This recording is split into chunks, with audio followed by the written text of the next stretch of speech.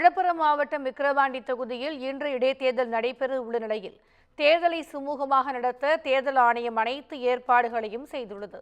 விக்கிரவாண்டி தொகுதி திமுக எம்எல்ஏவாக இருந்த புகழேந்தி கடந்த ஏப்ரல் 6ஆம் தேதி உடல்நலக்குறைவால் காலமானார். இதனையடுத்து விக்கிரவாண்டி தொகுதிக்கு ஜூலை 10ஆம் தேதி இடைத்தேர்தல் நடைபெறும் என தேர்தல் ஆணையம் அறிவித்தது. இந்த தேர்தலில் அதிமுக, தேமுதிக போட்டியிடவில்லை என அறிவித்த நிலையில் திமுக சார்பில் அன்னியூர் சிவா, தேசிய ஜனநாயக கூட்டணி சார்பில் பாமக வேட்பாளர் சி. அன்புமணி, நாம் தமிழர் கட்சி சார்பில் அபிநயா உட்பட 29 வேட்பாளர்கள் களத்தில் உள்ளனர். விக்கிரவாண்டி தொகுதியில் தலைவர்கள் தீவிர பிரச்சாரத்தில் ஈடுபட்ட நிலையில் நேற்று முன்தினம் மாலை 6 மணிக்கு பிரச்சாரம் நிறைவடைந்தது. இதனையடுத்து இன்று காலை 7 மணிக்கு தொடங்கும் வாக்குப்பதிவு மாலை 6 மணி வரை நடைபெறுகிறது.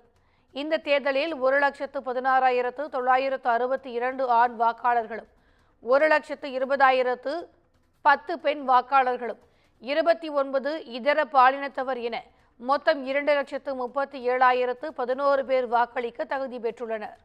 இடைத்தேர்தலுக்காக 138 மையங்களில் 276 வாக்குச்சாவடிகள் அமைக்கப்பட்டுள்ளன.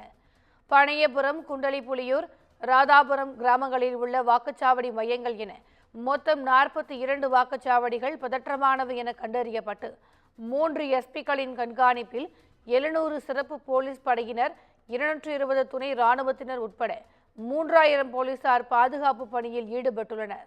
தேர்தலை ஒட்டி விக்கிரவாண்டி தொகுதிக்கு பொது விடுமுறையும் அறிவிக்கப்பட்டுள்ளது. இன்று பதிவாகும் வாக்குகள் வரும் 13ஆம் தேதி எண்ணப்பட உள்ளது குறிப்பிடத்தக்கது.